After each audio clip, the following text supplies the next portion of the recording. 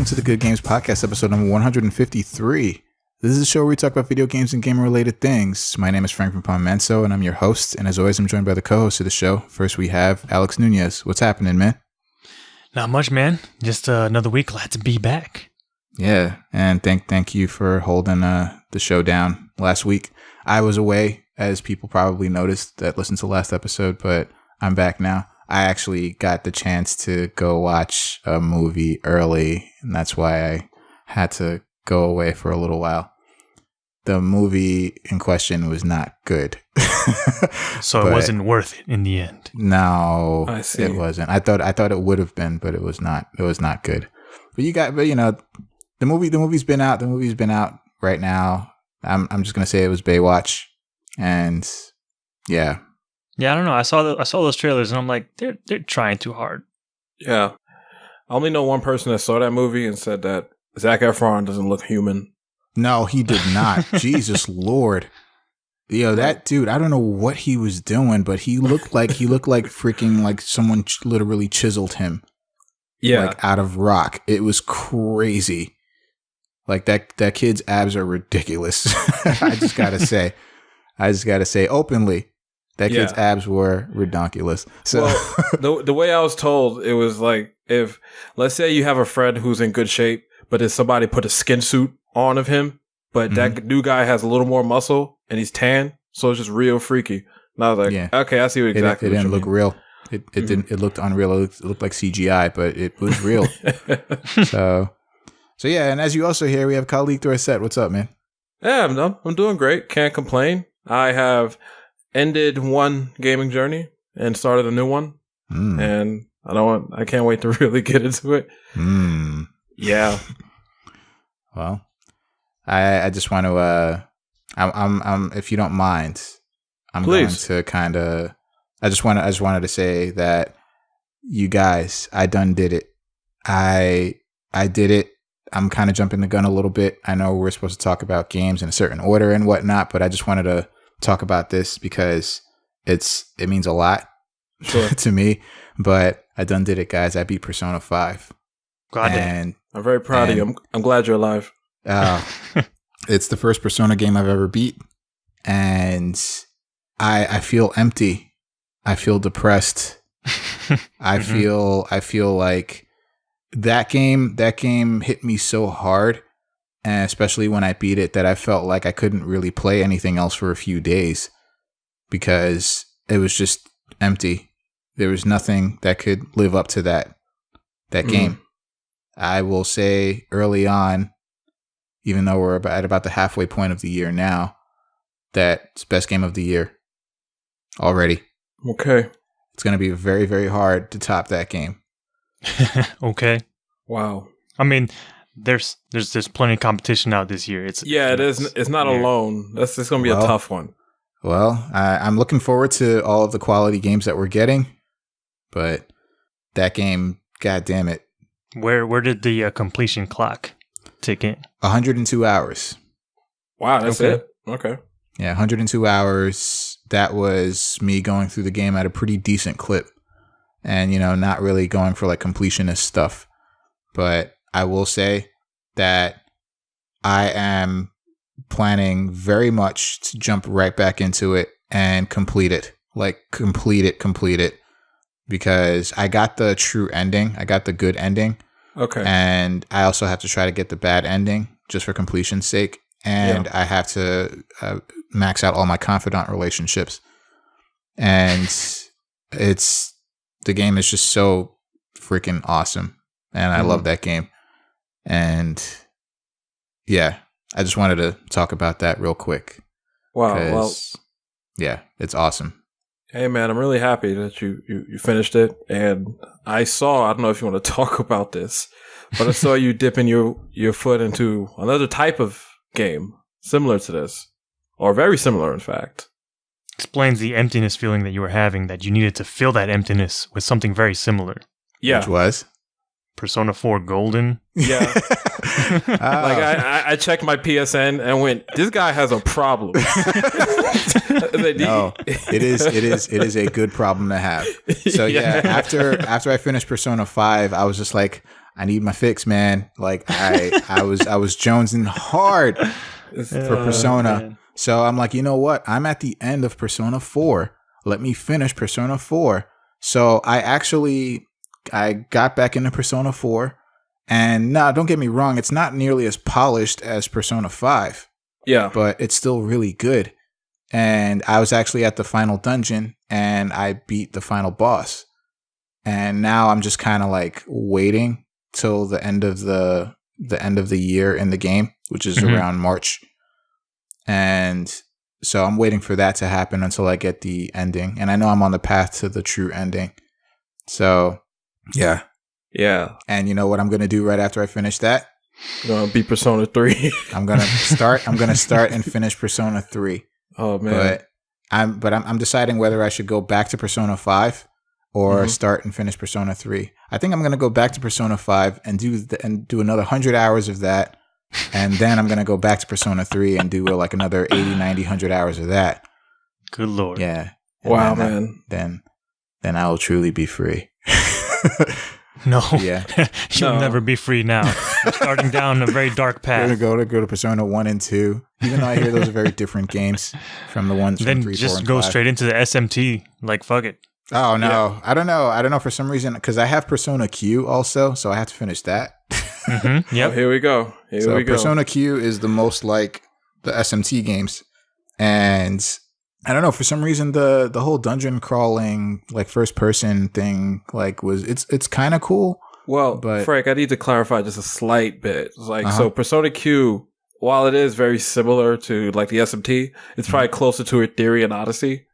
Because the Theory and Odyssey games play pretty much like Persona Q. All right. So I'm not saying you're wrong at all, but like that does play closer to like the older Shin Megami Tensei games.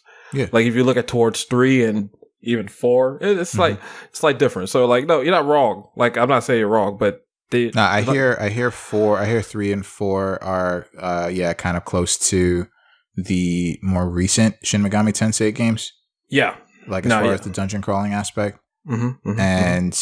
And yeah, so Persona Q it was different. I just thought that it was kind of the same aesthetic, like the same type of first person, grid based dungeon crawling game. Yeah, so, I mean, I've only played the only game I played something very similar to that is the original Phantasy Star, where which is a game I actually beat. It's kind of difficult to beat now, and yeah, I mean, hey, hopefully you feel something like that. I mean, I don't know. I mean, I would love to experience that game one day, but haven't played Persona 4 yet, so I can't really say. Well, I'm just saying, I was playing Golden. I was playing on my Vita. I dusted off the old Vita, and I was like, Persona 4, here I come. This is it. Like, I'm going to beat you too. And what's that? Yeah, can I just say, like, the Vita, I've never had a handheld just work almost seamlessly every time I turn it on. Like, it hasn't degraded yet. I've had this Vita for a while, at least mine. Dude. It just seems like it just always works. Dude, the Vita it was such a slept on handheld. Like, there were just the things that were wrong with it weren't with the system itself. The things that were wrong with it was like everything else, like marketing for it and support for it. And yeah, that's the thing. Like you say, it slept on. Like the person who slept on it most was Sony. Right. I know. You're right. I know. It's just like the system is fantastic for what it can do. It's so powerful. Yeah, like until recently, it was the most powerful handheld like gaming device. Yeah, until Nintendo pulled a console / handheld system and put that on us. And even then, I'm not so sure. The Vita's a special thing, man. Like every time, the Vita is dope. Like I kind of regret waiting so long to get one, but the only reason I got one was because I really wanted to play Persona 4. And then the library, unfortunately, is shrinking, and it's kind of like it's getting kind of hard to get your hands on like some of those games. Frank, I know both of us are similar in that we both bought PSPs for Kingdom Hearts Birth by Sleep. Yeah. And even then, I was like, the PSP is like, there's some problems here. There's some issues. But the Vita, I've never held a system and went, I wish I could just play you more. Like, honestly, I just wish there was a reason to play you. It's so good. I was the same way. It's so good. It is so good. Like it's criminal. It was just slept on, man. It was slept on by, like Alex said, it was slept on by the company that created the fucking thing. Yeah. You know? So, but yeah, the Vita is awesome. It's awesome. And I plan to hold on to it for as long as possible. And there's still a lot of games on it that I have yet to play and complete. So, yeah, I just wanted to. I just felt so empty, guys. So I had to resort to Persona 4, and that's not a bad game to resort to because that game is fantastic as well. Yeah, I think 5 is better. I haven't played 3, so I can't factor 3 into that equation of which I think is the best of the 3. But yeah, so yeah, all right. So let's keep talking about games, right? I just wanted to share. And we're going to talk about what we've been playing, and Alex is going to go first, and I'm very interested to hear about this. So what do you got for us? I feel like I've been playing like so many goddamn video games, particularly this past week. I don't know what the hell it is. Well, actually, you know what it is? It's all these goddamn events, like fucking Overwatch. I'm just grinding for loot boxes. Shout outs to Geek Mythology Crafts, by the way, because we've been, in solidarity with our grind for loot boxes. And that game is still terrible with loot boxes. Everything's like duplicates and crap that you don't want. I still have not gotten any of the new skins. It's bad. I feel like I'm playing every other like fighting game under the sun now. Yeah, there's a lot. I played some proper ass King of Fighters for the first time. 3-on-3. I think I might want to learn some Robert because he seems cool. Okay. Yeah. So we should play, man. We should play. Except you're never around. You're doing all this crazy 200-hour RPG romp. You can't be bothered to pull yourself away. It took me 7 weeks to beat that game. Like it usually takes me like a week to beat like a AAA game. Like, the game that's like 20 hours or so, or whatever. It takes me like a week depending on like life. But that game took me 7 weeks, and I was playing every single day. It's like not a joke. Jesus. Yeah. I gotta get back on that Mass Effect. I need to put that to bed. And then I've also been playing Destiny because my clan woke up after all the Destiny 2 news, like, holy shit, Destiny's cool again. And then we're doing all the raids and trying to get some of the old stuff before the Age of Triumph ends. But the thing I really wanted to talk about this week is I got to play, finally, What Remains of Edith Finch, which I bought when it came out and has been sitting on my PS4 for a couple of weeks now. And this game, I like it a whole bunch. Okay. It's you've probably heard, but I'd say a lot of people draw comparisons to Gone Home. It's kind of like that type of adventure game where you're in a space and you're kind of walking around in that space, exploring it and kind of unraveling new threads of the story that is being told. And there are some similarities, you're kind of a young girl going into this house, but I think that's pretty much where the similarities end. Like, What Remains of Edith Finch is a much more, I guess, directed story that they're telling. There's a lot more voiceover, like, from the main character as well. There wasn't any voiceover from the main character, or, like, 1 or 2 lines here and there. Everything else was told by another character in the story that was the main protagonist there. But this, it's just, like, a lot more narration being told, and I think the writing is really excellent, and that helps you draw you into what's going on. But yeah, the whole thing it's also like much more surreal than Gone Home. It starts off fairly grounded. You're a little girl, or you're a 17-year-old girl. You're visiting your family home, and I don't know, the whole family is kind of weird. I don't know, they don't really specify a lot of what's happening there, but basically this family has been cursed or something, or there's this mythical family curse that I don't know, everyone ends up dying in some sort of tragic way. And the way the house is weird because for reasons that they don't really explain, every person that's ever lived in that house has a room, and after they die, the room has kind of been untouched. They eventually sealed off all the rooms, and everybody's room has been the same way as it has been since they died, which is a little weird. So you're kind of going around the house, and it's almost like this museum set up for this whole family and how they live. And you get little pieces of personality for each of the family members just by seeing what's in the room. And the basic premise of the game is, you're Edith Finch. You're going through the house and you're picking up these little mementos for each of these characters, for each of these family members that have passed on. And typically you'll pick up something like either like a diary entry or some photos or things like that, or a letter that's been written by somebody else. And that kind of kicks off a vignette that you play that pretty much tells the story of how that person died.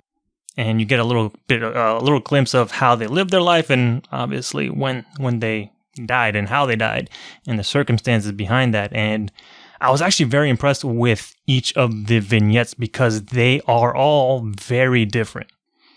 Some are more involved than others. Like some of them are really very short.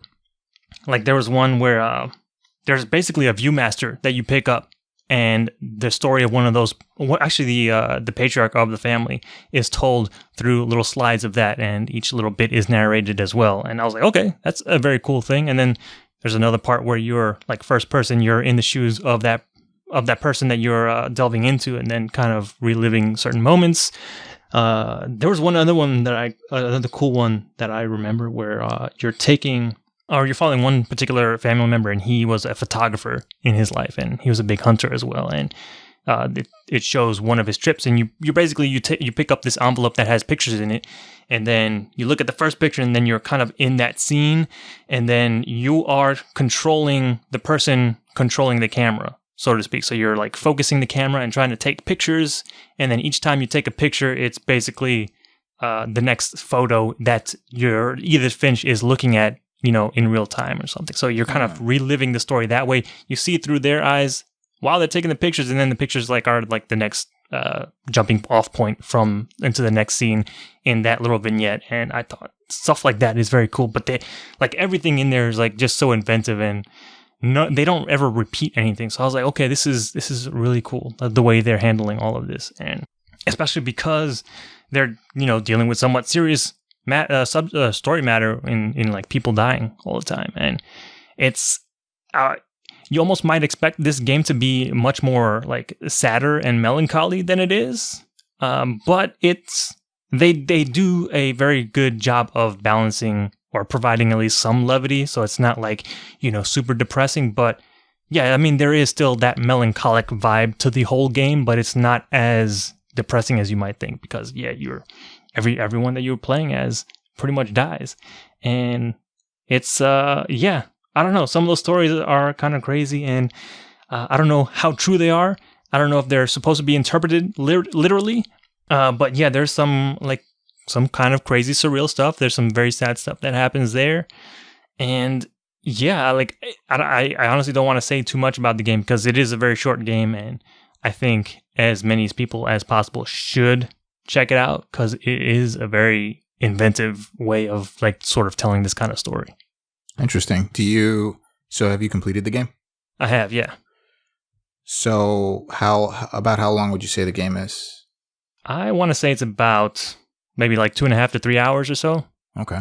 Mm-hmm. Yeah. It's not too long. I was interested in it because it's very story based. Yeah. And I'm interested in knowing the stories behind all of the characters. So I don't know. It sounds really cool. I'm kind of on the fence. I think I just had to see the price tag. I think it was $15. I'm not sure. It might be 20. Okay. Yeah, I don't imagine it's more than that. Okay. Mm-hmm. Yeah, I think I might still get it because that kind of stuff is kind of cool. Yeah, it's super well done, and I guess the other thing, unlike Gone Home, I think in Gone Home more of it was exploration based, but yeah, Edith Finch is much more of a guided experience. They're pretty much telling you which way to go. You can deviate from that path if you want to, but for the most part, you always know where to go and where to advance to the next bit of story in the game. But yeah, a lot of the interface stuff is pretty cool. There's if you're nearby something that you can interact with, there'll be a white dot on it. And once you get closer, that icon will change to a hand icon or something else some other different way that you can interact with it. And then you just press I think either the R1 or R2 button to start the interaction, and then you use the analog sticks to do other things. So sometimes that might be like opening up a book, and then to change the pages of the book, you have to use the analog stick to do that. So it's a nice bit of way of like implementing the different control schemes and stuff in there. And each of the vignettes too, they also do some kind of interesting things with the control scheme as well. But it's all super basic. It's, either button presses on the shoulder buttons or, moving the analog sticks in different directions. So like just the variety of things in those vignettes was probably one of the most impressive things. And like the story that they were telling was like they don't answer everything, which I was kind of like more interested in. So I don't know if I kind of doubt that you can kind of go back and get more information because it seems so narrow in scope. Like there's not a lot that you can go around and explore. But yeah, like just the way the game is right now, I'm super happy to have played it. It is a very cool experience. Wow. Interesting. Yeah. Well, all right. Thank you. Yeah, no doubt. I think I might invest in that game too. Yeah. I was always interested in it. Go ahead, Khalik. Sorry. No, I was the same. Like I was very careful because I don't want to ask too many questions because that's something I've been wanting to experience for a bit.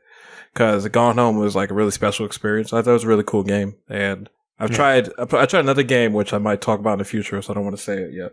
But another game that didn't do the same thing for me. So I'm interested in seeing like how like these storytelling like first person like experiences, and like this one sounds really cool and interesting. So I'm in the same boat as you, Frank. As long as the price is fine, I'm contemplating it.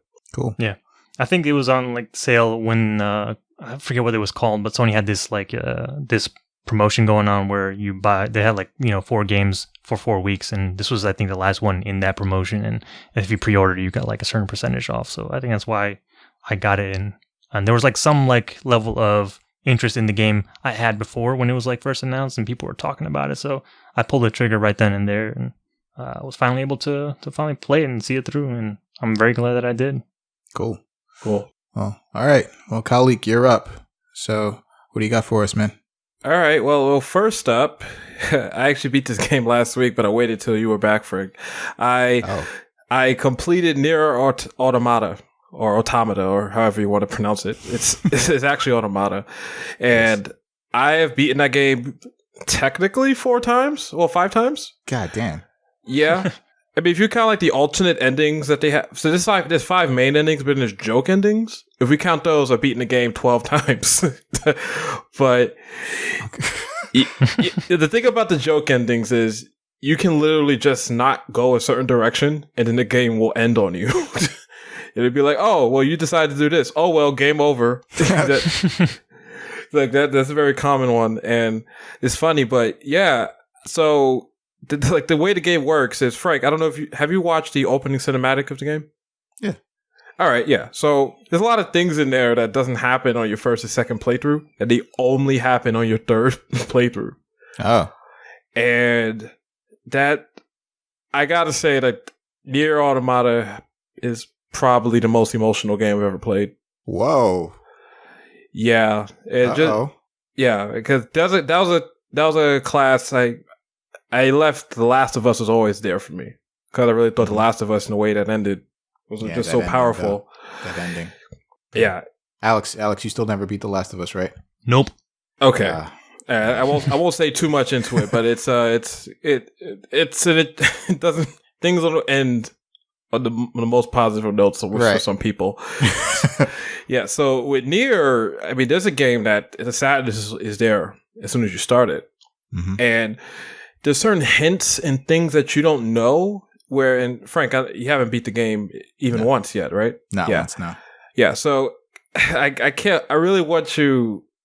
I'll be careful, but once you play the game the second time is when you get to play as 9S.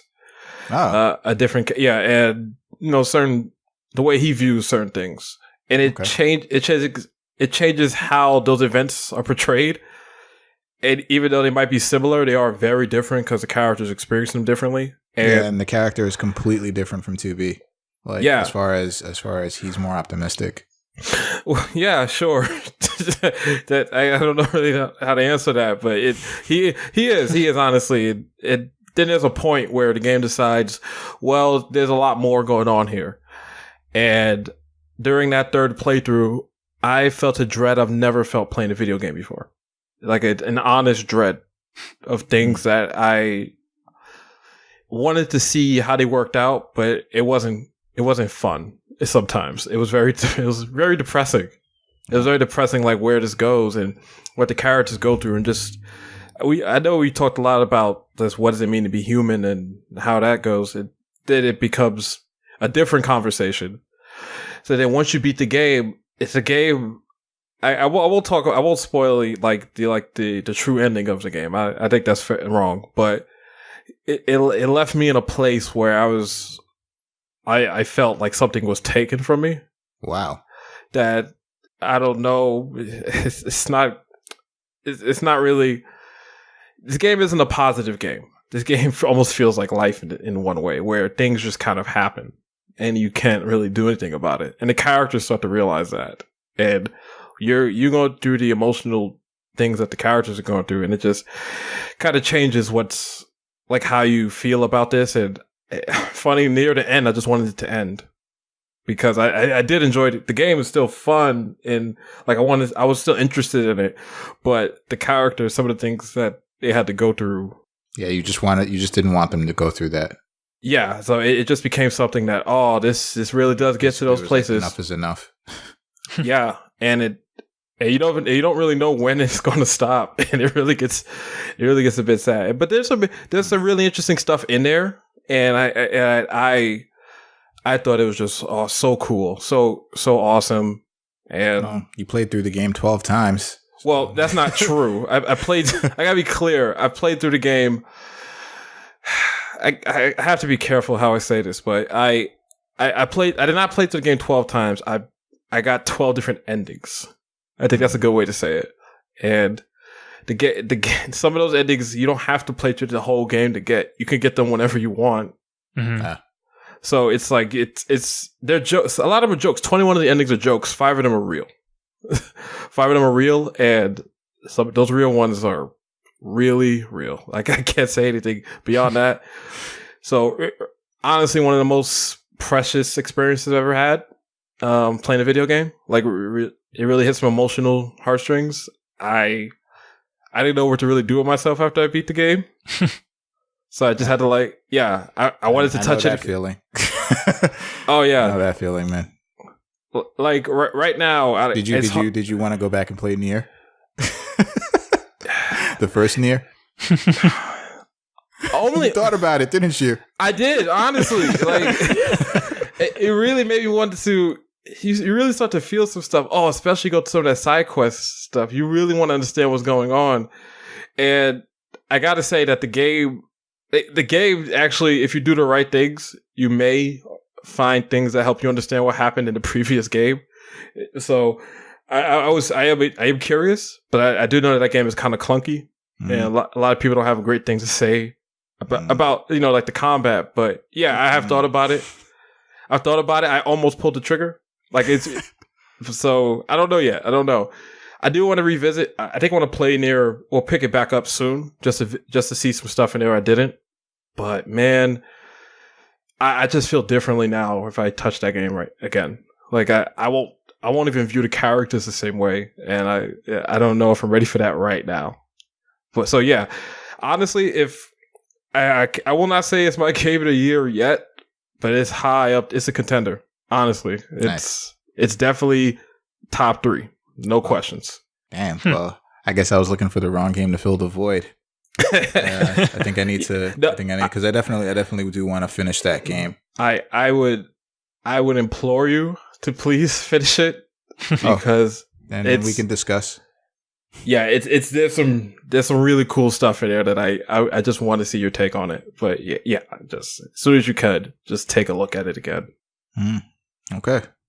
Yeah, and so and now, well, in between that, not the since cycle then begins anew. You keep doing this to yourself, Khalik. I know. It's. I think 2017 is doing this to him.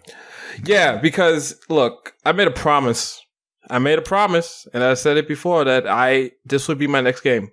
If I've played Nier was going to be a long game for me. It was Horizon, then Nier, and then Persona 5. He done did it. Get ready for the next 200 hours of your life taken. Man, here's what I've discovered playing Persona 5 so far. I have no concept of time. My time is not important to me. The only thing that matters is this video game. Oh, okay. Because what I mean sense. No, sorry. What I mean by that is I didn't want to go to sleep. It was bad. I had to force myself to sleep. I was so gross. Do you know how many times I've pulled all-nighters with that game? I believe you. Pretty much like twice a week. I pulled all-nighters with that game. Friday night to Saturday night. Let me be frank. Let me be frank. No, you be Khalik. We already got a Frank. No, fine. Thank you. So for full clarity, I played this game so late into the morning, the day before we record, that I didn't know if I was going to make it here today because I was too tired. I didn't know because.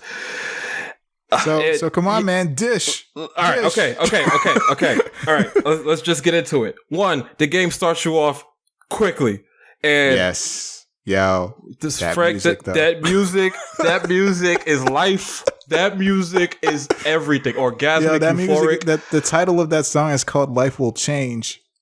It will change. I promise you. Yeah. That I was so energetic. I was like, "Oh, this is it. This is everything now." So that game starts you off so strong, and yeah, I love the way they do that, man. It's like they put you right in the middle of a heist, and I'm like, "Oh, this is dope." Yeah, and I love that. Well, that's the future. Some point later in the story, and you have to recount the events of how you got there, and that's how the game starts. And what I love about the game so far, and I'm still kind of early into it, so it's hard for me to talk too much, but. Okay. There is a sense of oppression in the game where society is not really great, not just on a macro scale, but on a micro level too, where all the main characters are these people who have been put in these situations that they don't want to be in, and the world sees them a very certain way, and yet they're very different. And I love how that resonates with the idea of the personas in the game, where there are these, like, you have to take off your social mask and like show your true self, in order to fight, to fight this oppression that they all go through.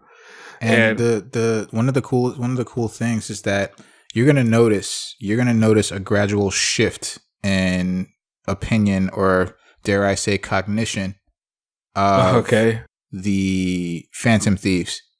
With the public, you're going to see it, and you're going to be like, "Holy shit!" Because the reason why you're going to say "Holy shit" is because it resonates so much with like the current state of like the real world. Yeah, with like being obsessed with like the latest fad, or like just with technology in general, and how it takes us away from what's really happening in front of us.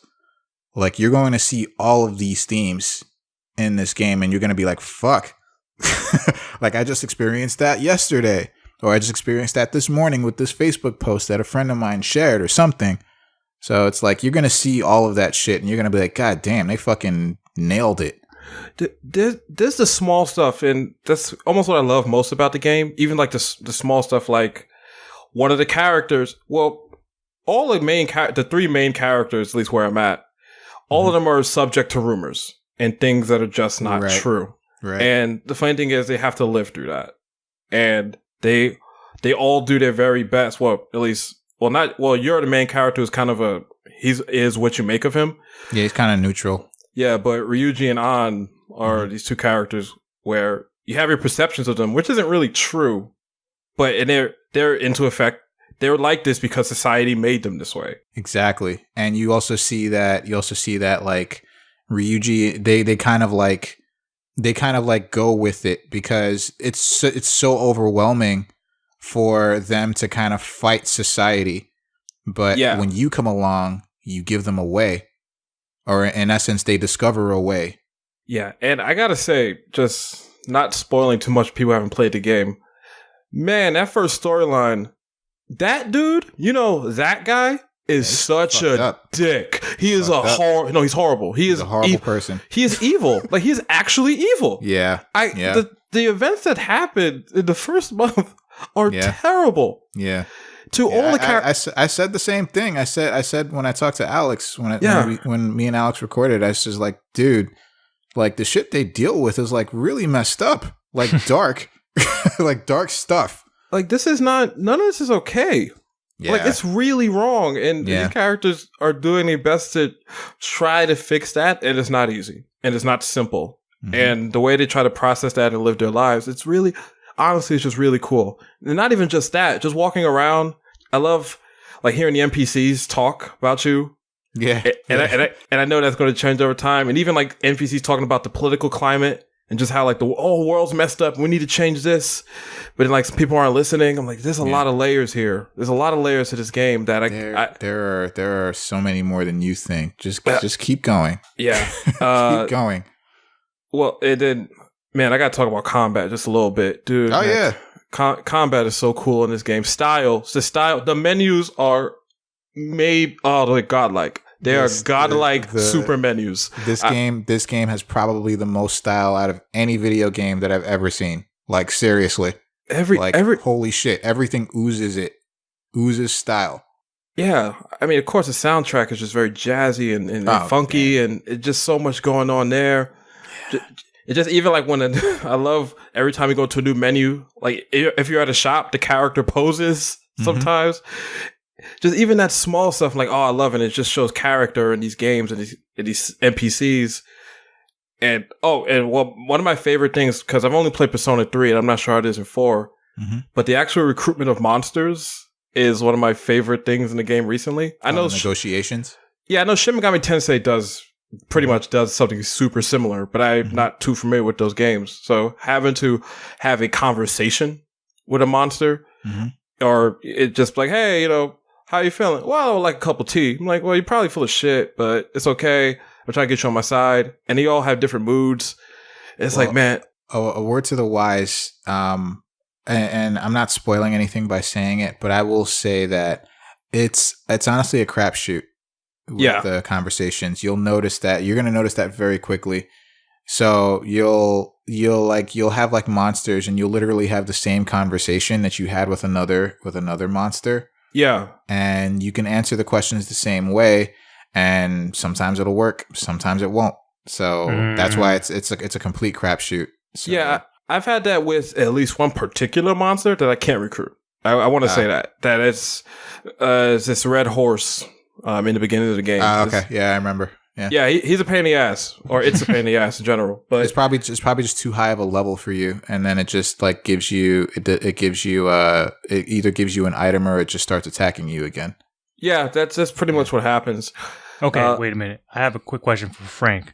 Yeah.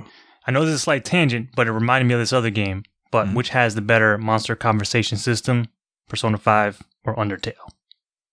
Oh, well. Clearly Undertale, man. Okay.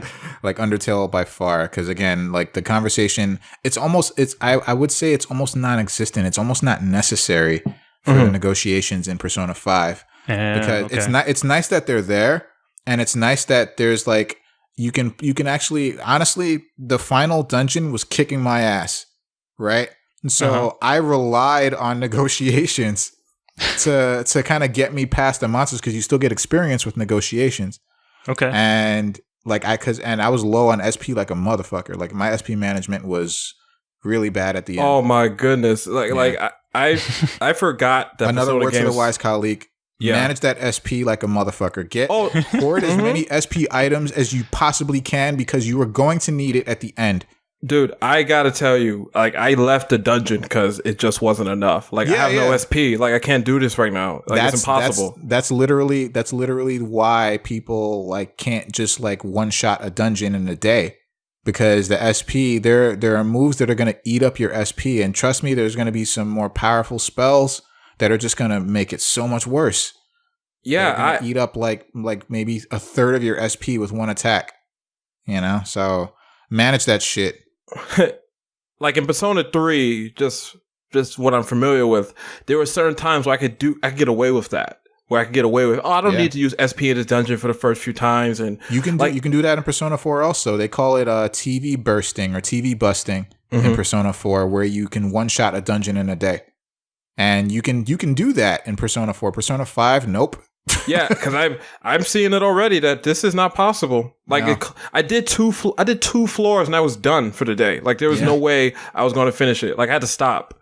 Yeah. But you know, honest man, this game is so good, and I like even the day-to-day stuff. Like I forgot like how to plan my days out. Oh my god, you're gonna have to plan your days out, dude. That's the cool stuff. Like, okay, all right, I want to get this relationship up, but then I want some SP items today. I need to make money so I can get some items and get some equipment. But then I got to do this before the deadline because I don't want to get expelled from school, which I'm not going to really get into. But it's such a fucking crazy system. Like it's crazy in a good way. I would say it's almost broken because it's so genius. Like they make you literally everything you do is important to your cause. Yeah. You know? Like literally everything you do. There seems to be so much like crap that you need to do. But literally every single thing that you do is important. Like in some way, shape, or form, it's super important to what your goal. Yeah, and I even love.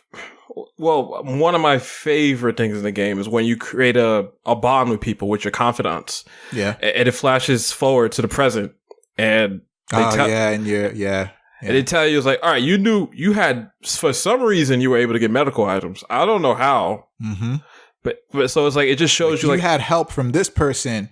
Like, how did you come up? How did you meet this person? And they literally just told you how. Yeah, and it just kind of shows you like this is a huge journey, and there's a lot involved in your life, and like how it relates to other people, and how they were able to get you to that point. Oh God, I can't wait till you to get to. There's so many different points in the game. I just can't wait for you to get to. Yeah, because just so far, it's great. Honestly, I played 10 hours straight. Mm-hmm. Well, I think I took a break to eat, and then I kept playing again. It was serious. It was really serious. Yeah. That I just, it's just so good. Oh, this game does start off slow. Like, this game starts off slow to me. Like, just like... I agree. Just Whoa. You just said, like, at the beginning of this segment, that you said this game starts off pretty quick. After that. Okay, I need to be clear. So when it actually... When he starts you at the beginning of the story, like not the point where the game starts, but where it shows you what's the origin and how you got here, it takes a little bit to get going. A little slower than I've played from Persona 3, which is really my only reference.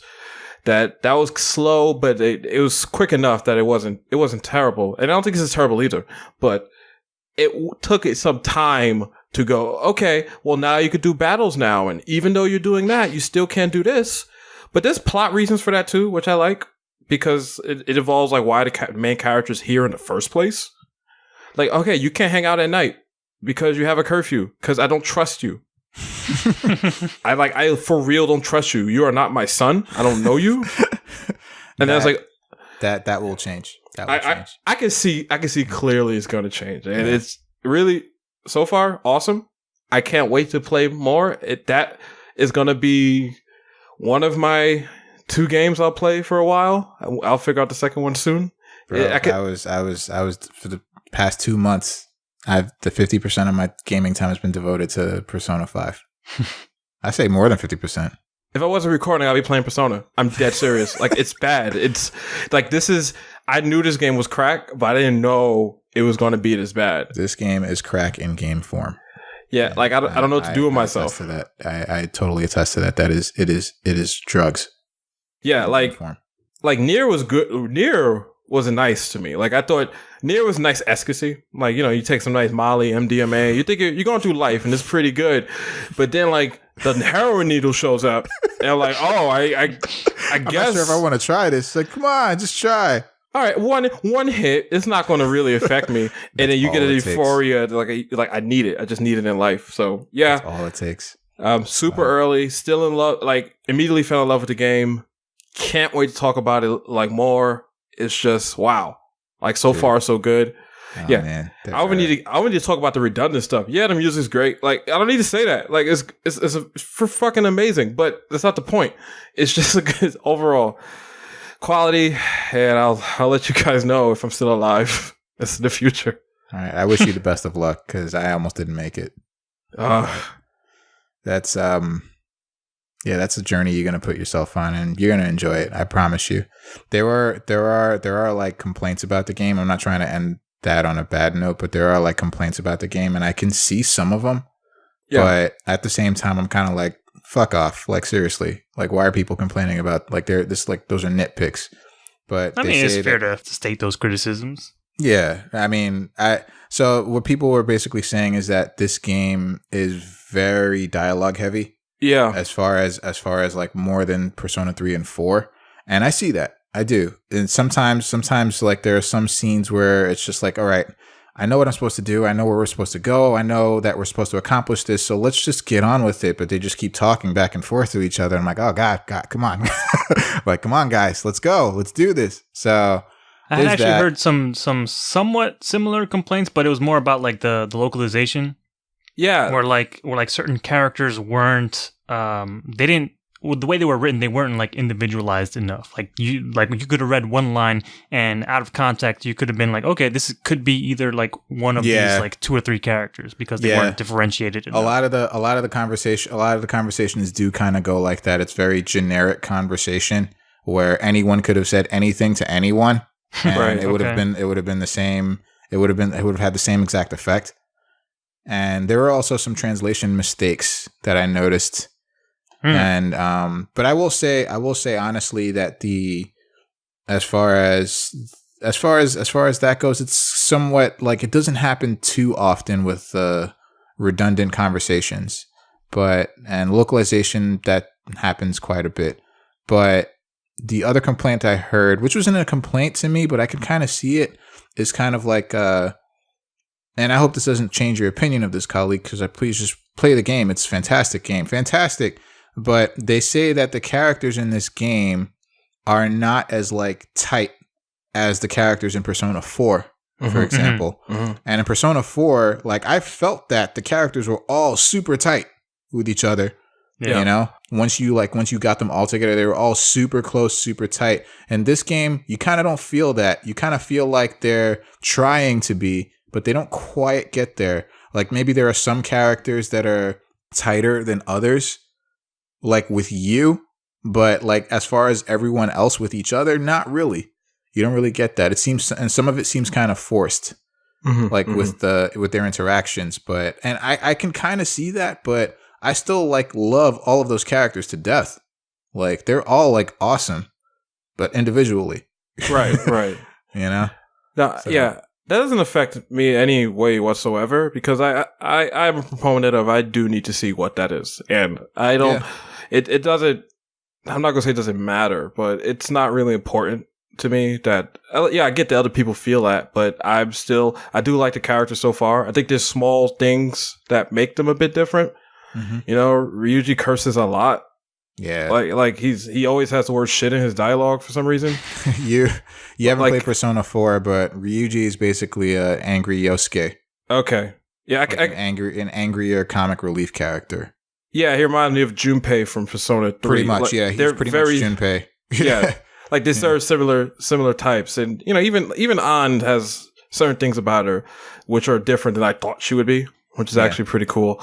So yeah, I mean, I know again, I'm like super early. And you haven't done shit. I haven't scratched the surface of what even this game. You haven't done a goddamn thing. You are. Yeah. I do need to say the really cool feature that I'm not sure wasn't in 4 is this network feature that I just thought was pretty dope. The idea that it's in golden. Yeah, it's in golden. Oh, okay. Thank you. But I have a problem sometimes with deciding what to do. Yep. Like this is a problem with me with games that give you free choice or an open choice. So and your time is very limited in those games. Yeah, exactly. So it becomes a thing where, all right, look, I just need to know what are people doing. Like what seems to be a similar thing people are doing, and I don't always do what they do. I want to make my own path, but it's just interesting to know, and so I can't wait to see how that goes later. And I've discovered new stuff to do from that. Like, oh, you got some jobs you can do. Like, oh, I get jobs this early? Okay, this is pretty cool. This is really interesting. Oh, I should talk to this person. Nah, I'm gonna wait. I'm gonna just do that. Oh, what's this about a TV? Okay, let me just slow down. Let me slow down a little bit. That's also you're also gonna have to get a video game system and a laptop at some point. Okay, this is oh man, this is sounding. And if you play those video games, you get like increase to your stats, like your knowledge and your proficiency and stuff like that. Yeah, I can imagine that. I know Persona on that level, so it's that's just really cool. But oh man, I mean, just coming from Persona 3, which was a mobile port, well, a little bit more than a port. But it took away a lot of the roaming around. You can walk into areas in that game. Like Persona 3 Portable. In the regular Persona 3 for PS2, you can. So I didn't get to experience this. Plus, this is 2 iterations in the future. So it's just very jarring how different it is from 3 to 5 so far. Oh, yeah, absolutely. I mean, even the transition from 4 to 5 is super jarring. Wow. Okay. All right. Yeah, it's like they polished the shit out of 5. Like it is the same formula, but with like gone over with a fine-tooth comb. Like they've really put a lot into the detail of this game. So yeah, you can tell. No, yeah, definitely. And there are still some. I don't know if this is a nitpick, but maybe this is related to Japanese game design and RPG design. But some areas are definitely compartmentalized, and you can't really. Oh, okay, you have to transfer this area into that area. I mean, the load times are fine, so it's not a big deal. But it's like, oh, okay, I forgot this is how Japanese RPGs are sometimes. Like, this is how you have to go to different areas. And okay, these NPCs aren't really going to do much. And that's okay. You'll get used to it, especially there are going to be like a ton of areas that open up too. And then you're only going to be able to go to like one area for like one thing. So... Okay. So you'll get used to it very fast, especially if you're going to spend at least 100 hours with this game. So yeah, I tend to go longer on time, so I don't know. I might bottom out. Yeah, I think actually I beat it rather quickly because I see people like averaging 120. Yeah, 125 hours. Yeah, like I very with RPGs, it's always like that for me. So it also I don't have. I'm a very selfish man, so I'm going to try to make as much time as I can for this. Are you the type that waits till the last minute to do the dungeons? Nope. Nah, do them as fast as possible, and then you worry about all that other shit later. Nah, that's how I like to do it. I like to get it as soon as possible, and then I can just mess around and live life. Okay. And then, but this game is same thing either way, but you just have to wait less time for the character to react. But okay. Yeah. Last question for you. Yeah. English dub or Japanese dub? I'm doing English because I need to know. Like I feel like while I have no problem picking between either. Mm-hmm. People did put in the work, and I'm curious as to know what that sounds like. Okay. And I'm fine with the English dub so far. I don't really have a problem with it. No, not really. Like I can't even nitpick. I'm probably too early, but I think all the main characters are voiced fine. Even Morgana should be more annoying than I thought it would be. I loved Morgana's voice actress. I thought she did a great fucking job. Like she stood out to me more than anybody actually. Yeah, I was very scared because we have a mascot character like that. But they're supposed to be like super high pitched and annoying, and Morgana was on point. No, very measured, and I just like really, really cool. Like really cool. Almost like a voice of reason, even though he's not supposed to be. But yeah.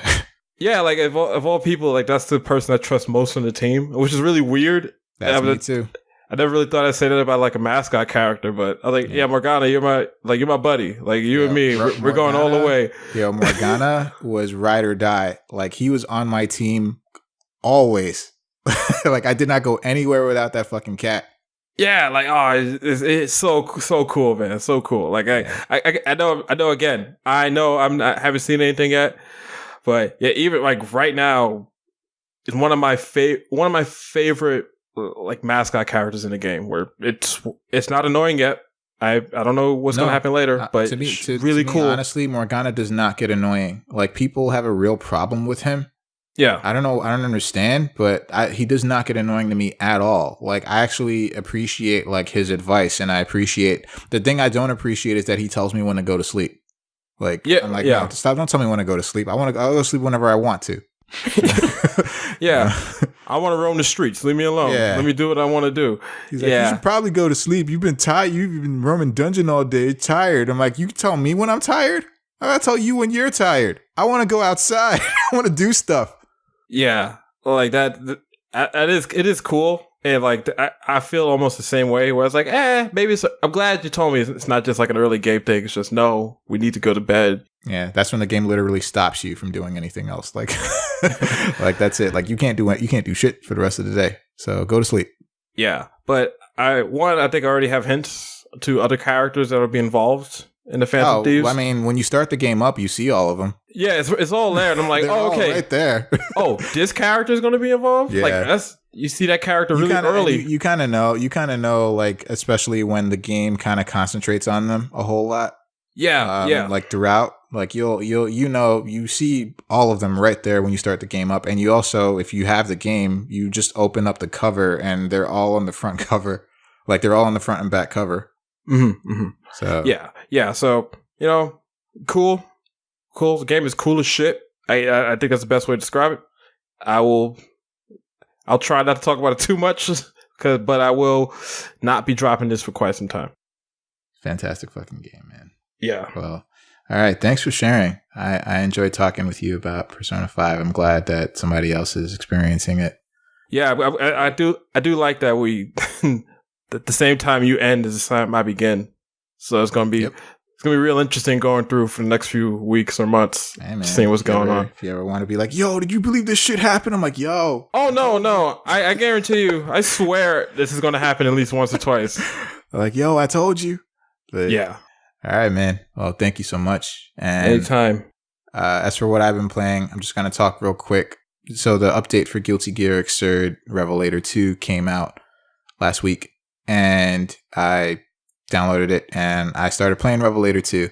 And Revelator 2 is really good, and just because of a few things. So not much has changed. Well, I'm not going to say not much has changed. They've completely rebalanced the game again. They've added 2 new characters, and they've also added a little bit more DLC. But the thing I want to talk about with Revelator 2 is mainly the balance changes and a really cool feature that I noticed. And I was just like, that was definitely not in the game before. So the balance changes are, I like the way the game feels now. The game has always felt solid, but now it just feels to me like even more smooth than before.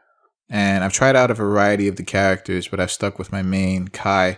And for him, I've noticed that, like with most characters, they've given him a completely changed. One of his moves is completely changed, and there have been priority shifts in some of his other moves, like his greed server, for example, doesn't have as much priority as it used to. So again, the game as a whole, the game feels really, really smooth to me, and I'm interested to see. Like, I haven't actually looked at the change list. For the game, but I am interested in finding out what they've done with certain characters.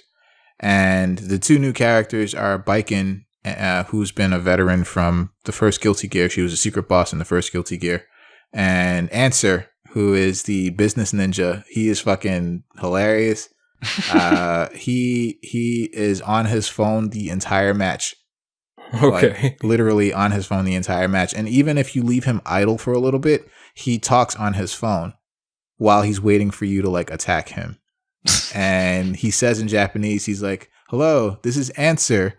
He's like, "Oh, I'm sorry for the interruption, but I'd just like to talk to you about," and by that time he's usually getting attacked. So yeah, he's his moveset is just so weird.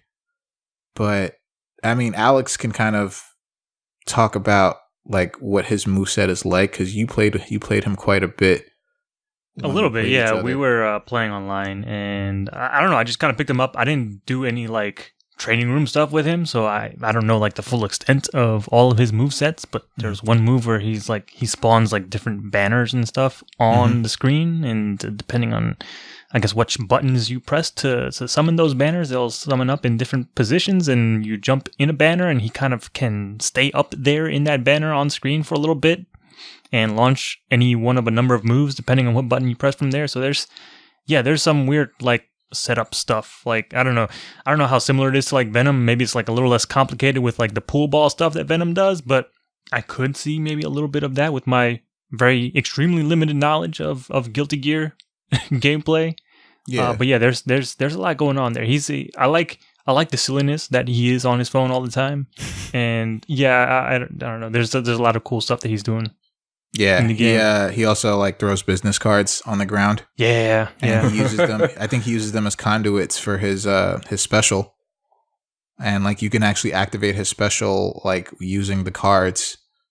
For some reason, I think when you do his overdrive, he throws ninja star. He throws like a giant ninja star, and the ninja star kind of like takes over the space between the business cards when you set them out, and so it's kind of like you just lure them into that trap and let the overdrive go, and then you got him. I'm not sure. I think the move has like super high priority because I've seen pretty much everyone get caught by that because it's too fast.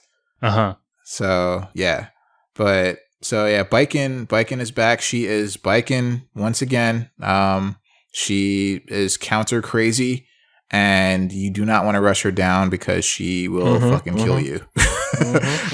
Like with ease. She's super strong, as she should be. And the thing is, she doesn't have a whole lot of priority with jumping around. Like not a lot of air combos come out with her, but she still can hang. But her whole thing is countering the fuck out of you. Cursing you, just countering you with big damage, and yeah, she's still the same. She feels like she used to, and she looks great now. With the eye patch, I'm kind of wondering like what happened there. You know, her fucking intro is amazing. Yeah, her intro is dope. But yeah, and the last thing I wanted to talk about before we move along is now in the game. So Guilty Gear has been like always been like the standard for like, to me, like super detailed sprite animation 2D fighter. So they made a transition to 3D, but they still make it look as if it's a 2D game. So one thing that they've added to the game, to the aesthetic of the game, is battle damage.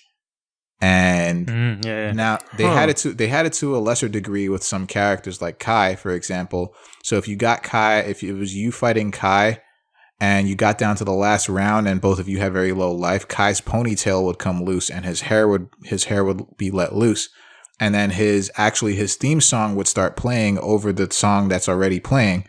So that was one aspect. That was one small aspect. So now pretty much with every character now, they dirty up the costumes. It's like you could see like scuff marks on the costumes and on their faces. And it's looking like that they actually got into like a real fight, you know? And I just thought that was so cool. And I noticed that like the first day, and I'm like, what?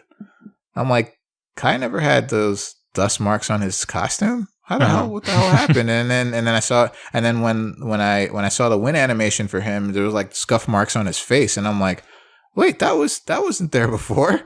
And so I just think that's really cool, and it's just like.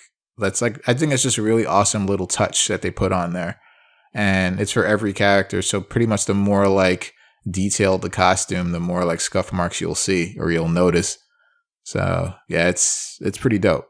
It's pretty dope. I give Guilty Gear Xrd Revelator 2 the thumbs up because it is an expansion, but it feels like a sequel with the amount of things that they've put in the game. And they've also added, I believe they've also added more to the story, and which is not playable. It's just you just have to watch it and suffer.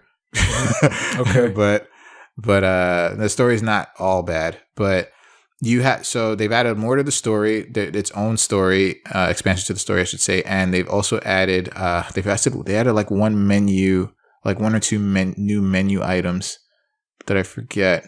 No, they've added. Was that diorama stuff in the first Revelator? No, that wasn't there actually. Okay, so that was added, and I believe they've added more to the gallery as well. But besides that, more or less, I will say it's Revelator 2. It's enough of a change to very much notice, but it's not enough of a change that you'll be just like, this is a completely different game and I don't want it, because Revelator was already awesome. So yeah, that's all I just wanted to say about Revelators 2. I would say definitely worth it. The price for the digital expansion was $20. If you own the first Revelator. If you own the first Revelator. If you wanted to buy the game outright, I think it's $40. Mm-hmm. I think that's right, yeah. And then also, the game is also going to be coming out on Steam next week. Am I correct? Or is it this week? I'm not even sure. It's not this week from what I've seen yet. Yeah, so it's either this week or next week, but it's coming out on Steam. So yeah, you can get on that. You get on that if that's the case. But yeah, unfortunately, no crossplay though. So yeah, so that's a shame. It is. Get more crossplay. I know. That's something Street Fighter V did right. Yeah, and unfortunately, no other game is doing that. It's sad. Yeah. Yo, I really like fishing in Revelator. Yo, fishing is dope. Yo, I figured out how to kick the soccer ball. What? Yeah. Man, I'm so glad. I don't know what the hell is going on. It's great. Yo, all it is so simple. The circle button. You gotta be fucking kidding me. Come on, man. I'm not kidding. The circle button. Bullshit. And you can also charge like 3 levels of a kick. So you hold down the circle button, you'll have like a blue charge and then like an orange charge. And then like, oh my God. And then it'll be like, and if you keep holding it down, it'll pause. The character will pause for a second. Then you have a big orange charge. And if you kick that fucking ball, all around the fucking room with one kick. You can't imagine how hype I am just to go into a lobby just to fucking kick that ball around. This is amazing. I got a funny story about that, but I don't know if I should share that right now, but I'll share it another time. But fair enough. But I will say that the lobby system, I don't know if it's been improved or not from like the past games, but man, Revelator 2, Rev 2 probably has the best like fighting game lobby system. It's of all time. It's fucking great. This is from Sign. Sign did that. Yeah, that is the best lobby system avatars of all and everything? time. Yep, with the avatars and the arcade machines and the training mode. It's all since Sign. It's all been there. Yeah, it's such a good system. Like you feel like you're in an arcade. It's fantastic. And the cool thing is like no one is left like not playing somebody. You know, if it's like 8 people in a room, that's the max people that can be in a room. If it's 8 people in a room, there are 4 arcade machines. Everyone can be fucking playing at the same time. If you just lost a match and you're salty, but you're like, fuck, I know I could have beaten that motherfucker. You go to the training mode machine and you can all access the training mode machine at the same time and play your own separate training mode. And also, they also tell you when other matches are over in the battle stations. Wait, nice. What is happening? Yo, what the fuck is this? The most awesome lobby ever. That's what's happening. Yes. It's this very sounds good. Amazing. It's this so actually good. Sounds amazing. And then, so the story I just wanted to share, I did want to share later, but the story I wanted to share is that I was playing on a lobby with some friends of mine, and things kind of went as planned. And basically everybody pretty much just started kicking around the soccer ball instead of fighting. and so like I was sitting at the machine waiting, and there were like 4 other guys in the room, and I was sitting at the machine waiting for somebody, but people were just more interested in kicking around the soccer ball. You know what you should have did at that point? What's that? Told everybody to boot up some goddamn Lethal League. Yeah. Yeah, man. But yeah, also real quick with the soccer ball, right? So I don't know if you noticed, but there are mirrors on like either side of the room. No, I didn't notice that. Okay. So yeah, there are mirrors. There are 3 mirrors on either side of the room, right? So if you charge kick the soccer ball into one of those mirrors, they turn from white to red. And if you get all 6 of them, something might happen. I don't know for sure because I was never able to time it right. But okay. Yeah. That's just something else to do in the room. Oh man. Yeah, it's just circle. That's amazing. It's just circle. Right. Yeah, like they have like button prompts at the bottom like to show you everything else, but they don't show you like which button is kick soccer ball because you're in the lobby and there's a soccer ball right there in the middle. Like I just want to kick that soccer ball, but I can't interact with it because I'm pressing the buttons that are on the screen and nothing's happening. Why would you put a soccer ball if you can't kick it? It's just circle, and you can charge. You can charge those kicks, and then you can also customize your avatar. It's crazy, man. There's so many things you can do. So many things you can do. Yeah, best lobby system ever. That's the first thing I did when I got that game. Like, I'm going fishing. And then I got some like cool head pieces for my avatar, and my avatar looks like weird. Rev 2 is fucking great. I need that. Rev 2 is definitely a huge improvement over Revelator, and again, it's not like so jarring that it's like, God damn, this is so different. No, it's just more. It's just so much more of the same, and it's so good. And yeah, that's another game that I've been like, it's on my plate, and it's kind of terrible that there's so many fighting games coming out now. Yeah, they take so much of my time because I kind of want to learn some stuff about each one of those games. And yeah, we got a big one coming soon. Yeah, a big one. Yeah. So, but yeah, I just wanted to talk about Rev 2. It's a great game. There's so many things in Rev 2 where I'm just like, why didn't Street Fighter do this? Why didn't Street Fighter do that? What the fuck? Street Fighter came out Street Fighter came out a year ago, and like this, I'm like, I don't understand. Like, why didn't they do this? Like, they could have learned from this. They could have learned from Sign. Yeah, it's like they're making Street Fighter in a vacuum, and they're not looking at what the other fighting games are doing. Yeah, that sounds exactly right. God damn it! But Capcom, man. Yeah, what are you gonna do? But yeah, Rev 2, totally worth it. If people are interested, listeners are interested in Guilty Gear, and they're not sure about Revelator 2, they're like, what's the fucking difference? There is a huge difference. I implore you to try it. They have a Rev 2 demo that you can try. No, well, it's not. I don't know if you can download it anymore, but I booted it up after Rev 2 came out and it doesn't work anymore. Oh, really? Yeah. Okay. Scratch that. Sucks. But I will say the tutorial as well for Rev 2. I don't know. I haven't played it since Sign, but like since Sign, it seems to have been improved a lot in teaching you all different stuff. I dare say Guilty Gear Xrd's tutorial is probably the best fighting game tutorial ever, because it can teach you so much about not only the genre, but it teaches you so much about fighting games in general. I think I would prefer Killer Instinct just to teach people like the fundamentals. I feel like the Guilty Gear Killer Instinct is great too. I will say that too. Killer Instinct is fantastic as well. Because I feel like the Guilty Gear tutorial is like too much about just Guilty Gear. Yeah. Or just anime games in general. Yeah, I can see that for sure. But like to learn anime games or to learn Guilty Gear, it is an excellent tutorial. Yeah. I love it. I mean, I still go back to it every now and again just to bone up, Yeah. But yeah, so nice. So that's all for what we've been playing, and we are going to move into headlines where Khalik's going to take us through.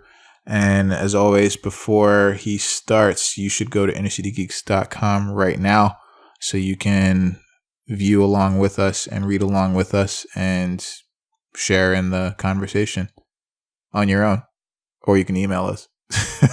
So, Khalik, take us away, man. Thank you, sir. Yeah, so first up, Ubisoft has announced that Far Cry 5 will be launching February 27th, 2018. This Far Cry is going to be a little different from previous ones, where Far Cry is usually known for going to a different country and fighting some type of tyrannical leader or fascist nation.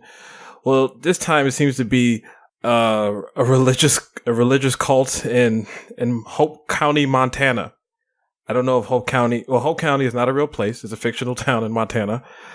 Yep. And you're playing a junior deputy who has to deal with this cult called the Project at Eden's Gate, and pretty much try to protect the people and what you would do in a normal Far Cry game. Now, the thing I've noticed, like just looking up, it doesn't have the same director as Far Cry, the creative director, Far Cry 3 and 4. So it's just going to be a little bit different. You can fly some airplanes in the game. And this seems to be a huge shift, especially in these very weird times in this country. It's a very interesting game to release at right now. Yeah. So, yeah, I mean, I've played Far Cry 3. I was a fan of that one. I thought 4 was more of the same. And I'm hoping 5 is just very, very different, because especially I'm kind of intrigued just by the story alone. Yeah, so I don't know how you guys feel about it. I kind of had the same thing with the whole social commentary and like kind of it's a interesting time to be releasing this game or to release this game, and people have voiced their distaste or like disgust with this game in particular, and yeah, whatever. But it's very interesting time for the game to come out. I don't know what's gonna happen or what's gonna result from it. I just hope the game is cool. I liked 4. I played a lot of 4. I didn't finish 4 though. But yeah. I technically finished 4. Oh, you did? But I only played like 15 minutes of it. Oh, you did that one. Wow. I did, yeah. You didn't play it all. You just kind of sat there. Yep. That's what I did. Yeah. I felt 4 was very similar to 3, so I played a little bit and just dropped it almost immediately, which is a shame because I thought it was a cool game. So yeah, I really hope this is like very different. And online, I don't know if you guys have seen it, but there's a petition going around. Yeah. And no one knows if it's satire or not. Because there are certain lines, and I quote, some of us can't talk to our wives in shame of embarrassment for some of the video games we play. And we don't want to have to keep living through that. And I was like, okay, we're going here. So okay. No one really knows what's going on there. But yeah, this game is coming out for PS4, Windows PC, and Xbox One on the same day. And yeah, hopefully see some more soon. It's probably going to be at E3. And as always, we'll let you know. Yeah, I think it's very cool, man. It's definitely a change of pace, especially from the just going to different countries and shooting brown folks. Now we can shoot white people, so everyone's included in the party. Yeah, I played Far Cry 3, and I had some issues with that game. Yeah. Like, I had some issues, especially in terms of how a race may be depicted in there that I was a bit uncomfortable on. And I know they kind of addressed that in 4 a little bit. So I would hope that there's some tact here in 5, especially this is such a sensitive topic. Yeah, but I'm glad that they're kind of like taking it head on. Whether they succeed in doing that, like, remains to be seen. We'll see when the game finally comes out. But I don't know, like, at least from what I've seen, like, sort of like gameplay wise from the trailer, it looks very similar, like, to the other, like, Far Cry 3 and Far Cry 4. So I don't know how much they're changing with that formula, but. Yeah, I just need to see a little more. I'm just like you. Yeah. All right. So moving along. This is interesting. When this was posted, I thought I'd never talk about this game on here. Me neither. Yeah. But there's a purpose. Yes, of course.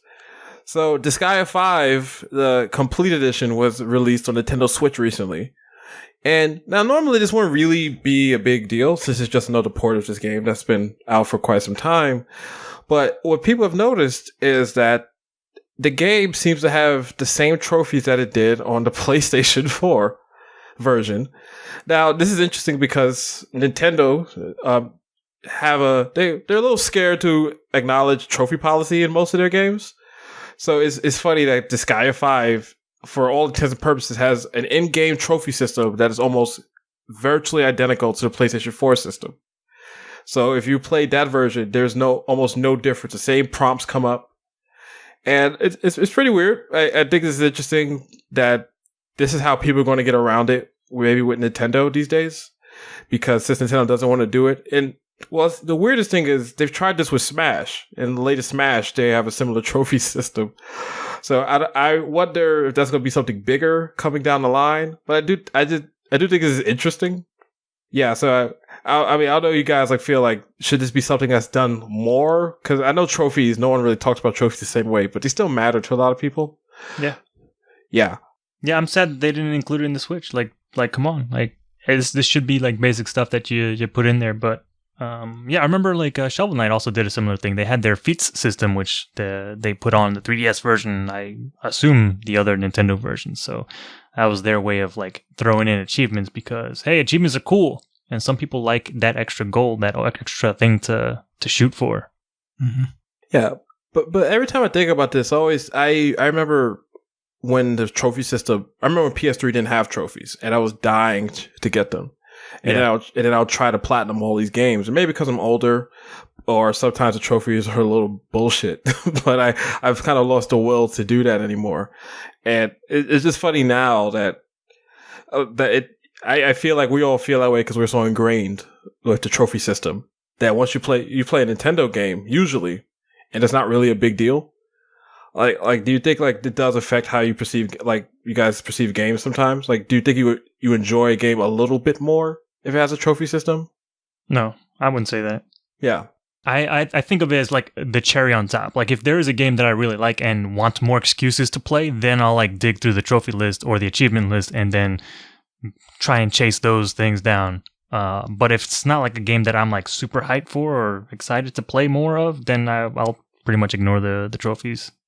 Yeah, same. I play games for the experience first, and same if I really enjoyed the game, then I'll go back and try to see if I can get trophies for them. But even still, I'm not like all that gung ho about getting trophies or achievements. But I don't know. Just this is something I'm hoping that I don't know. If it didn't start with Smash, it's probably not going to start now. Right. I just hope that Nintendo somehow gets on the ball and be like, oh yeah, we can do that. They probably have to get their online system up and running first to do that. Which online system? Which online system? The one that they promised. The one that they promised, like the all-inclusive one. Okay, I thought you meant the one you use on your Nintendo 3DS, or the one you use when you use your mobile apps, or the one you use when you go on the browser. Hopefully that gets worked out soon. I don't know. I have no faith in Nintendo in this aspect. I don't know if that's going to get worked out anytime soon. But I hope more developers take this route. Just like, hey, people want this stuff. It's cool to have, and we're just going to throw it on there, even if Nintendo's not going to officially support it on their online level. Yeah, especially with Disgaea games, where I was telling Frank actually before we recorded that you can level up characters to level 9999 in there. And it's very important to people. So when it comes to like those 100% completion trophies, like it's almost necessary that at least the Disgaea community feels like they need to have them. So yeah, I mean, I would hope it's just I would agree. I hope it's implemented a little more in the future. And we'll see what happens. Listen, Nintendo, please change your mind soon. Okay, so next up, we're actually talking about Final Fantasy, which is interesting. Yeah, so it looks like Final Fantasy VII Remake will be developed in-house, well, at the moment. So before CyberConnect 2, who's famous working on like Naruto games and Dot Hack and Asura's Wrath, they've been helping with development of this, but it seems like Square Enix, excuse me, they've come out and said that they wanted to line up with their schedule properly. So it'll just make sure that they have a little bit more control on how the production and the quality comes out. Yeah. So there's no difference in like when the game is coming out, but it's just something interesting. So it looks like they've lost, I don't want to say they lost faith, but it seems like they really want this to work. As it should, because it's one of the most demanded remakes of all time, if not the most. So, and if they mess it up, what will they have left? It's the same. It's the same. The funny thing is, this might be controversial. I just think that if this fails, it doesn't really make a difference because Final Fantasy. This is baby's first RPG we're talking about. For a lot of people, they're still going to make all the money. It has to be the most popular JRPG of all time. Well, it's not Pokemon. I would say so, and especially introduce people to the genre of JRPGs. At least in this fashion, like the more anime-based like style with spiky hair. But it's also the one thing that people have been clamoring for from Square Enix is just remake Final Fantasy VII. Yeah. And if they fail on this, like, again, what else is there from Square? Legend of Dragoon, Chrono Dragoon. Oh my god, Chrono Cross. Was that even Square? No, that wasn't Square. That was Sony. Yeah. Oh, that's right. Dragoon wasn't. Yeah. I'm sorry. Yeah. You get more Dragon Quest though. That's pretty cool, I guess. You get your Chrono Trigger remake that does not need to be remade ever. Yo, when's Chrono Break coming out? When's Chrono Resurrection coming out? Hey, people want it somehow. What about the Bouncer, huh? Whoa, the Bouncer. You want more Bouncer sequels, hey? Yo, the bouncer. Also worked on game. Yeah, also worked on by Tetsuya Nomura of all things. Yeah. I think it was just character design. Yeah, with him. Yeah. So, yeah. Well, actually, as the world always works, people are not asking for a Final Fantasy VIII remake. I was like, can we just wait? Like, I mean, look, I understand that that's a pretty big game, but it's not. It's not this. It's not as big as Final Fantasy VII. Like, let's be for real. Final Fantasy VI remake. You're not wrong, but I feel like that's more problematic than 7. Just because there's some crazy stuff in that game. Just the amount of characters and it's a much bigger leap. Like they have to do much more work for that. Yeah. Like that's always been a thing. Like I feel like 6. It doesn't matter how after 6, every game after that gets harder to remake. We don't really need to. 6 through 9 are games that are just kind of difficult to remake. Maybe because of the large cast and the amount of abilities you can do. Anything before that's pretty okay. But yeah, I haven't played 8. I have no honest opinion on it. So I can't really say. But it's an odd one. I don't think people would be clamoring for that at all. Honestly. No, you'd be surprised. Like, again, a lot of people are fans. I mean, I would love it. I would honestly love it. But I thought 8 was already kind of like ahead with like the graphic style of its time. So yeah. I don't know if it should be remade, and if it was remade, I'm like, well, how? If they change story elements, then fine. But I remember telling a friend that like Final Fantasy 7 and 8 is like Dragon Ball Z and Yu Yu Hakusho, right? Dragon Ball Z is definitely super popular. Yu Yu Hakusho, people like it, but let's be for real for a minute. We got to accept that one is just bigger than the other. Like, it's no ifs, ands, or buts. 7, I mean, nothing top 7. No, never. Yeah. I think 7 is that's an opinion, but I think it's kind of overrated. Not a bad game whatsoever. It's just a little bit overrated. But I understand why. I really do. So, yeah. Like, let's see if that works. I don't really know because they've been a little bit messy recently. Especially with 15 and Kingdom Hearts 3, which Nomura has worked on both. So we need to remember that. Yeah, even this Kotaku article says, see you in 2030. Which shows you the faith of what we have. Which is probably not entirely wrong. Not too far off. No. I'm still waiting. I don't know if we're going to get it this decade. I don't know. Like, I kind of think like if we do get it, it'll be 2020.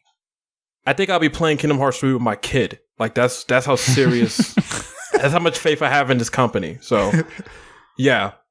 Yep. So, all right. Well, we don't know if we'll ever update you on this. We hopefully will be able to in the future.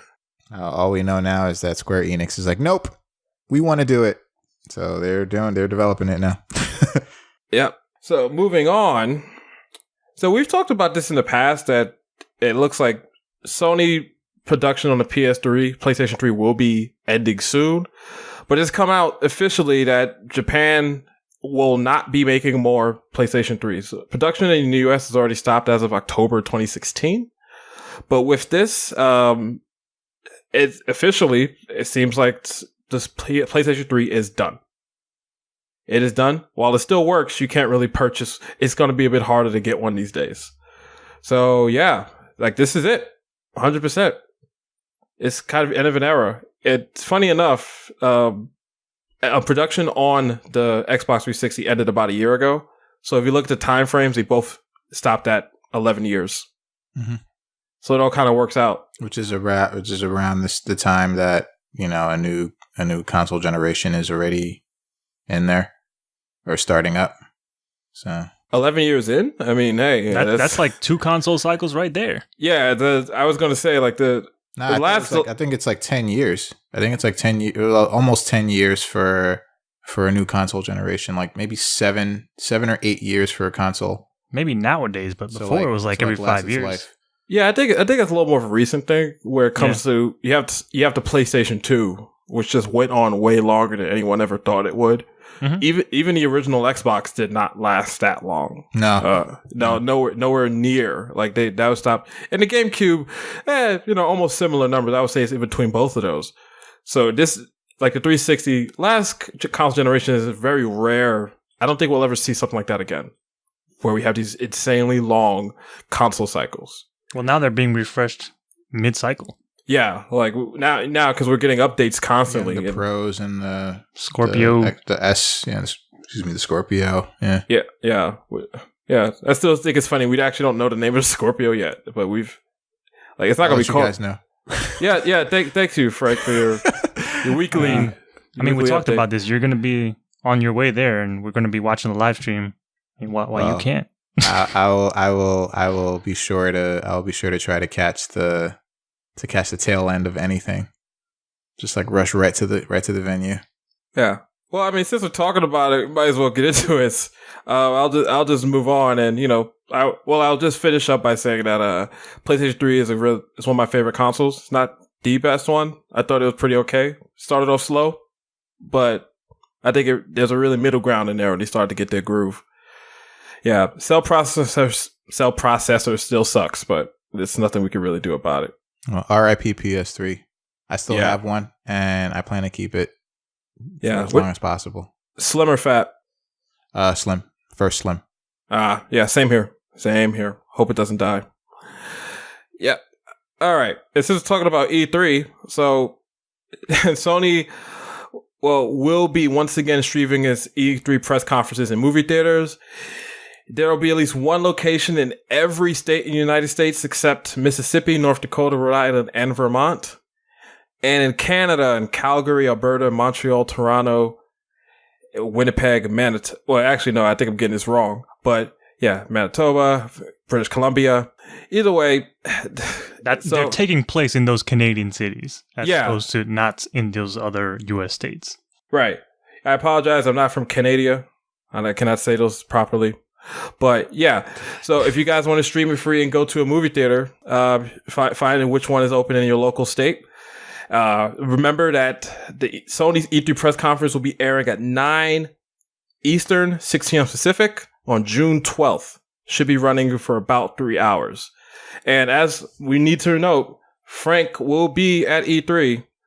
However, unfortunately, I will be at E3. That's all I need to know. Oh, okay. All right. Press conferences. Yeah, you just happen to get there right after the press conference. Well, I mean, hey, it's still a bucket list thing for me to go to E3 at all. Yes, of course. They only offer tickets for Tuesday, Wednesday, Thursday, the actual event.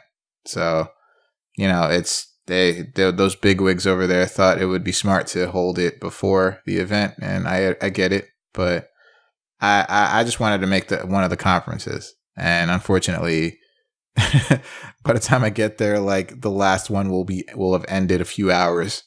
So, hey, if you need to think of a kill plan, just think of it now. Figure it out. Don't tell me, and I hope you get in there. But don't tell me though. All right, with your silence, I don't think we need to answer that. And with that, we're done with the headlines this week. And with that, we are going to move on to new and upcoming releases, and Alex is going to take us through that. So go ahead. All right, so we got a few things coming out this week, the week of May 30th. First up, we've got Ys Origin for the PlayStation 4 and the PlayStation Vita. Star Trek Bridge Crew is coming out to PlayStation VR, the Oculus, and the HTC Vive. Victor Vran for the PlayStation 4 and Xbox One. We've also got the Tropico 5 Complete Collection for the Xbox One. In DLC, we've got Titanfall 2 Monarch Reigns for PlayStation 4 and Xbox One. I don't know what the status is on the PC, if that already has it or not, but double check on that if you are playing on PC. And also in DLC, we've got Watch Dogs 2 No Compromise, also for Xbox One and PC. Again, not sure on the status on PlayStation 4. We've also got out this week Crossout for PS4 and Xbox One. Astro Duel Deluxe for the Nintendo Switch. Blaster Master Zero EX Character Ekoro for the Switch and 3DS. Speedrunners is coming to Xbox One. And we've also got Arcade Archives Neo Geo Metal Slug 2 for the PlayStation 4. Mm-hmm. On PC, the one thing I've got here is The Sims 4 Parenthood. Then we've also got a pair of Friday releases this week. Tekken 7. Yo. Tekken God 7 damn it. is out Girl scream.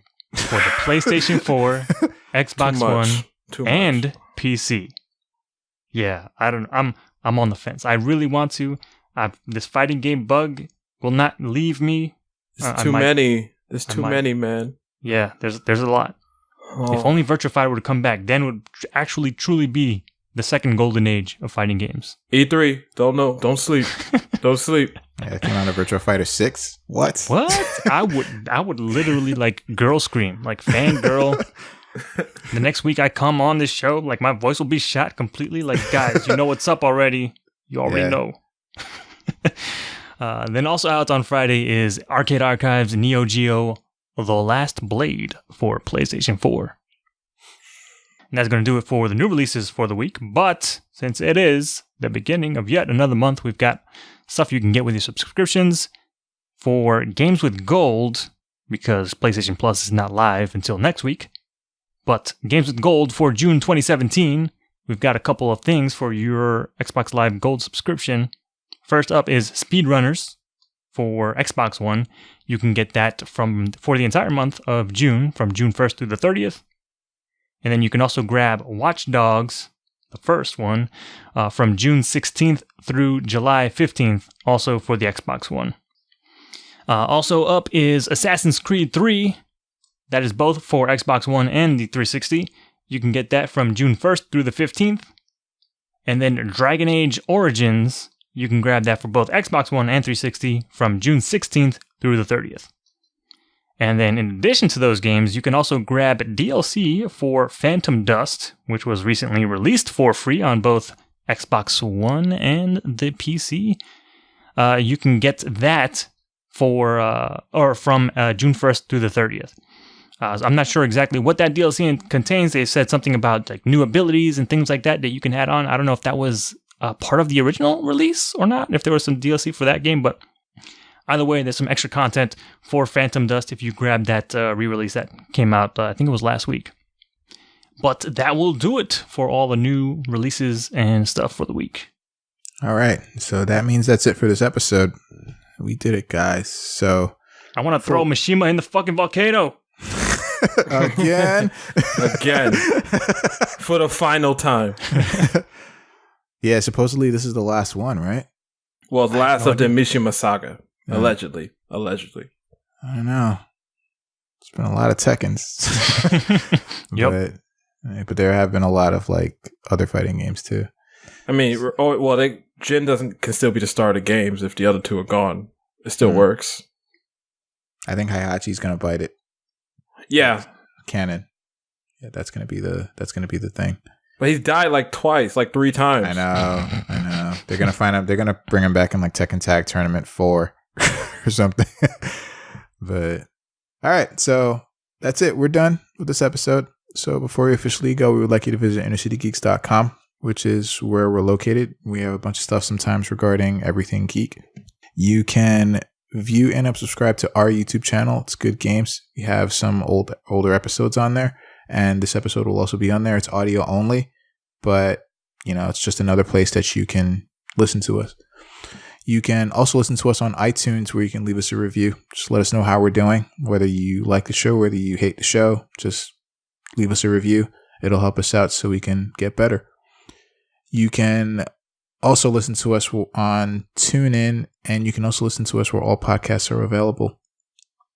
And I also want to encourage everyone that if you're going to do any kind of Amazon shopping, to go to innercitygeeks.com first and click on the Amazon banner that you will see on the right-hand side of the page. That will take you to Amazon.com. Buy whatever it is that you were going to buy. And then when you do that, a little bit of that will come back towards us so we can provide more show and more content for you. You can reach us on social media, mainly Facebook, Twitter, Instagram, all at Inner City Geeks. And the Twitter for this show is at Good Game Podcast. Because of character limitations, we can't put Good Games Podcast because that's too many characters for the Twitter handle. So, yeah. Good Game Podcast is where you can follow the show. You can also email us at goodgamespodcast@gmail.com. No limitations there with the characters because it's email, so you can go for so long with the name. But email us because we actually read the emails and we actually respond. So it'll be great. And besides that, that is actually going to do it for this episode. Thank you guys so much for listening, and thank you guys very much for doing this with me. And we're going to say goodbye, and in leaving, as always, we say good games, everybody. Good games. Good games.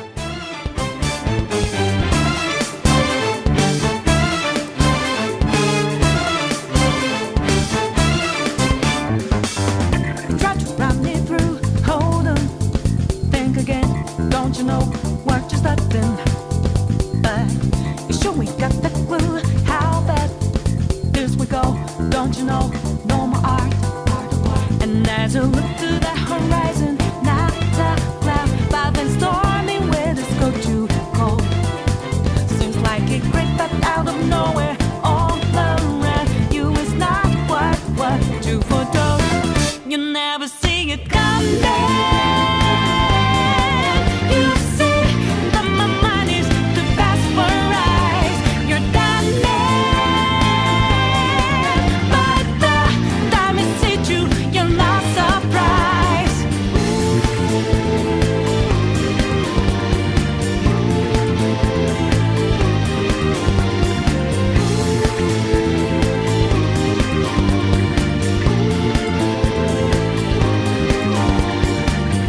Think you got your game planned out.